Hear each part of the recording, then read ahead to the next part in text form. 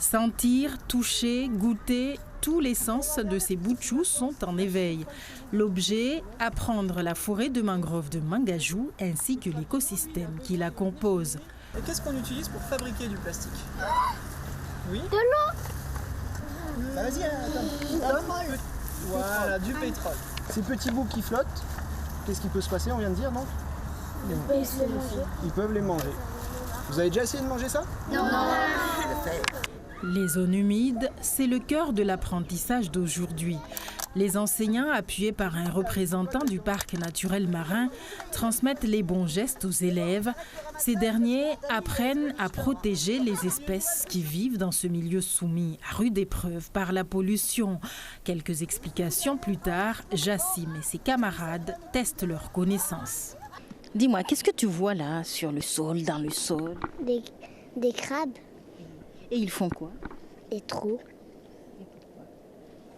Pour donner de l'air aux palétuviers pour se cacher. Et quand ils ont faim, ils font quoi? Ils vont dans la mer ou...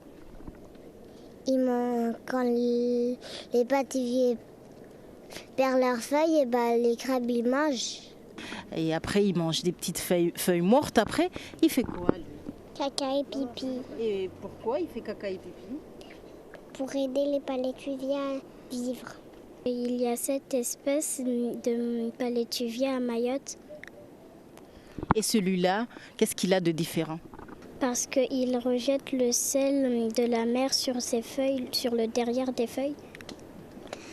Et souvent, on peut le reconnaître avec sa peau, avec le trou, puisqu'il est clair. En classe de CP et CM1, ces ambassadeurs de Mayotte de demain ont aussi eu droit aux explications sur la protection de l'environnement. Il s'agit d'appliquer les cours de sensibilisation au ramassage des déchets et au tri sélectif et au recyclage. C'est des enfants qui sont investis.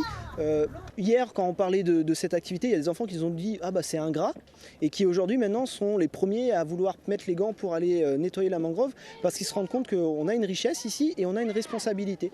Et voilà, dans l'équipe enseignante, notre objectif, il était là, c'est de montrer que Mayotte, c'est vraiment une perle dans l'océan Indien, mais qu'on a tous un rôle à jouer pour pouvoir la préserver.